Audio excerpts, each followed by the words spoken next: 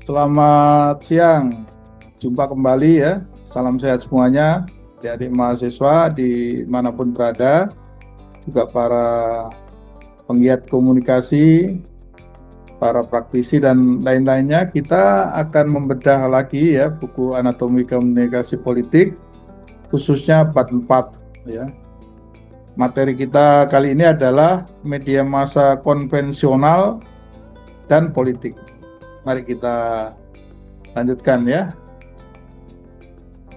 Eh, kita membahas media massa konvensional dan politik ini, bahwa media konvensional ya seperti televisi, radio, surat kabar itu masih memiliki peran penting ternyata ya dalam komunikasi politik, meskipun era digital didominasi oleh medsos ya. Jadi media konvensional itu tetap menjadi sumber utama berita, ya, penentu agenda politik, dan sarana yang kuat dalam membentuk opini publik, baik melalui kekuatan visual televisi, juga kedekatan radio dengan komunitas ya, saling berinteraksi gitu ya, kalau kita tahu, maupun kedalaman analisis media cetak. Jadi selain membahas karakteristik masing-masing medium, bagian ini juga menyoroti pentingnya jurnalisme politik yang berkaitan dengan etika, objektivitas, dan bias serta pengaruh regulasi dan kepemilikan media dalam menentukan suara politik yang diperkuat atau sebaliknya diredam.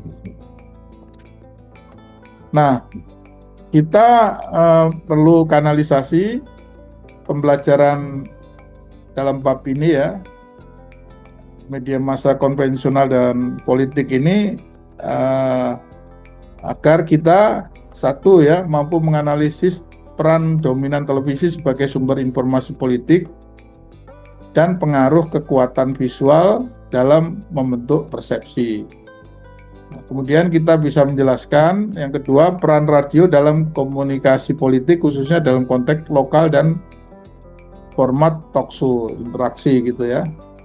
Yang ketiga, mengidentifikasi peran media cetak dalam menyediakan analisis mendalam dan membentuk opini publik melalui editorial. Yang keempat, memahami prinsip-prinsip etika, objektivitas, dan tantangan yang dihadapi dalam praktek jurnalisme politik. Jadi nanti kita bisa tahu lah bagaimana masih pentingnya media konvensional ini. Meskipun kita punya media sosial, tapi karena media sosial itu kita gunakan secara amatir, secara personal, tentu ada hal-hal yang tidak bisa kita lakukan secara profesional seperti yang ada di televisi. Relevansinya apa dalam kehidupan nyata ini, bahwa kita akan terbantu ya untuk memahami bahwa opini politik masyarakat sehari-hari tidak terbentuk secara netral ya, melainkan dipengaruhi oleh cara televisi menampilkan tokoh politik, bagaimana radio lokal dipengaruhi oleh cara-cara televisi menampilkan sosok ya, tokoh, aktor-aktor politik. Kemudian bagaimana radio membangun kedekatan dengan komunitasnya, media cetak memberikan konteks dan analisis, serta bagaimana pendapat-pendapat tokoh-tokoh itulah ya. Terus kita bisa menilai etika jurnalismenya, regulasinya, dan kita harus tahu siapa pemilik media itu, karena ini menentukan bagaimana berita itu diangkat dan dikendalikan. Dalam konteks pemilu, ada debat kandidat, pemberitaan media, ya, ada talkshow politik, hingga afiliasi pemilih media dengan kepentingan politik itu nyata memang ya, mempengaruhi cara warga agar bisa menilai isu itu bagaimana, kandidat dan kebijakan-kebijakannya. Nah, kita masuk pada materi ya, televisi dan kekuatan visual. juga peran TV sebagai sumber utama informasi politik. Kemudian kita juga akan berbicara di bab 3 itu pengaruh debat politik televisi dan format berita politik di TV.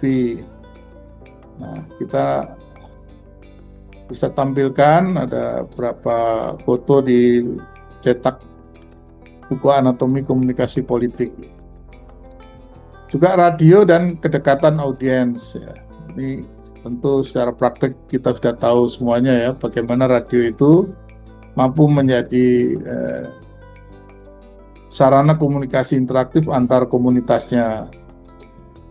Kemudian peran radio sebagai media lokal ya. Sebagai media lokal, radio memiliki keunggulan dalam menjangkau komunitas secara lebih dekat dan lebih spesifik dibandingkan media nasional. Karena ini menyangkut kearifan lokal ya, tata bahasa, tokoh-tokoh lokalnya ini juga sangat berpengaruh pada perspektif publik ya. Juga dalam konteks aktivitasnya, media televisi itu juga bisa menampilkan program talkshow politik ya. Kemudian efek pendengaran dalam narasi-narasi politik itu kita bisa dengerin ya secara nyata gitu ya. Media cetak dan kedalaman analisisnya apa saja. Jadi media cetak itu ternyata juga masih perlu kadang kala itu bisa menampilkan pendapat-pendapat tokoh, pendapat publik yang bisa kita baca berulang-ulang dan sifatnya akurat ya, karena tidak bisa diedit ulang atau tambah-tambahin gitu ya, karena ini bersifat fix tercetak ya. Media cetak memiliki keunggulan utama dalam menyediakan ruang bagi pembahasan politik yang lebih mendalam, sistematis, dan kontekstual. Tidak seperti media elektronik yang sering dibatasi oleh durasi siaran. Jadi media cetak itu memungkinkan penyajian data, latar belakang historis, rekam sudut pandang, dan analisisnya itu lebih rinci.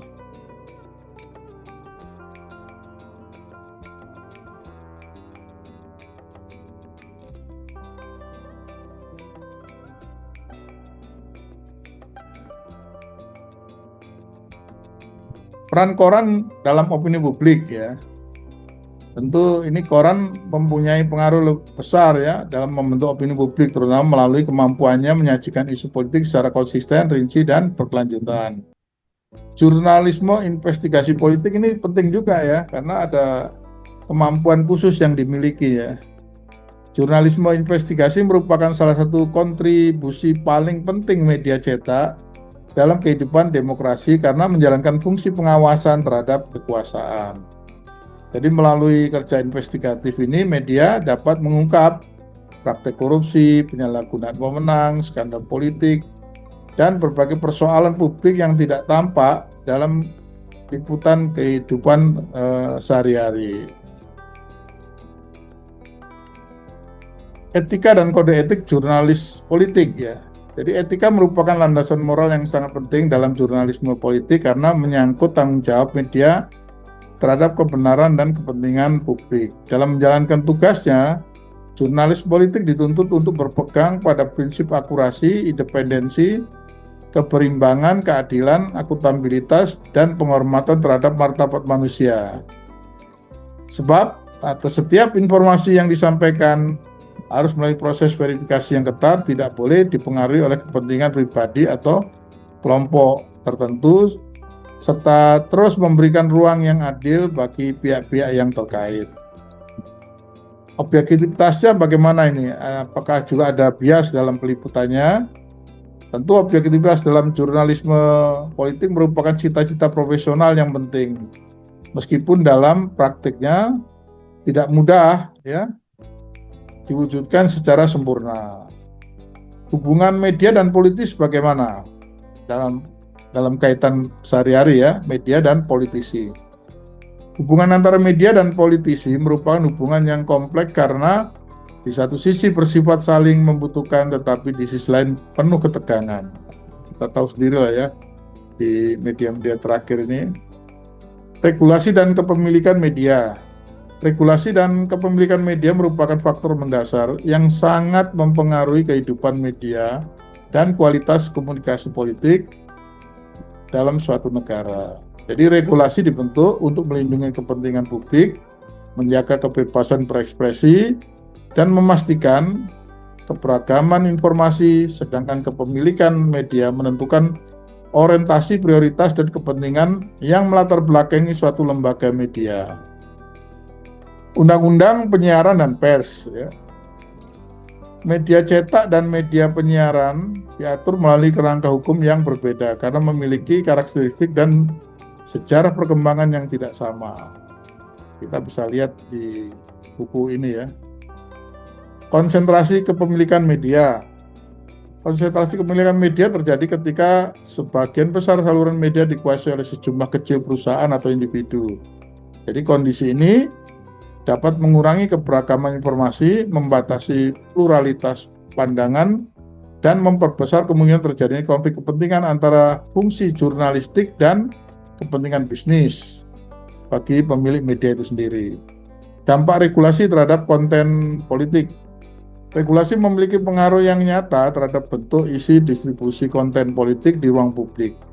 Aturan mengenai akses siaran pemilu, kepemilikan silang media, iklan politik, dan batas-batas persaingan informasi pada akhirnya menentukan seberapa adil dan beragam informasi politik dapat diakses oleh masyarakat.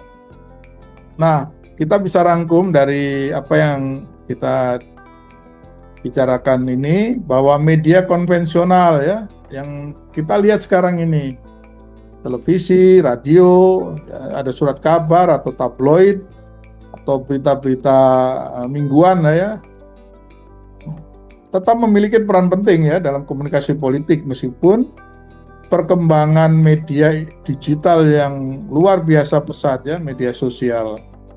Televisi berpengaruh melalui kekuatan visual yang membentuk persepsi publik.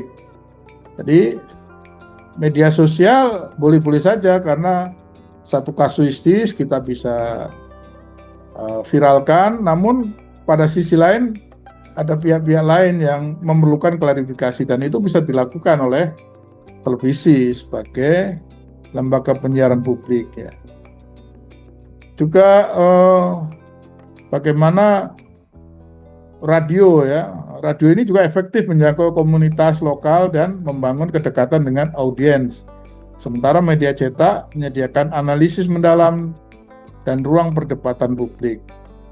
Nah, dalam prakteknya, jurnalisme politik menghadapi dilema etis antara menjaga kebenaran, independensi, dan kebutuhan akses terhadap politisi. Selain itu, regulasi dan kepemilikan media juga mempengaruhi landscape komunikasi politik karena menentukan keseimbangan antara kebebasan berekspresi, kepentingan publik, serta keberagaman informasi di ruang publik. Demikianlah adik-adik semuanya, Bapak Ibu pemerhati komunikasi politik, silahkan membaca buku Anatomi Komunikasi Politik.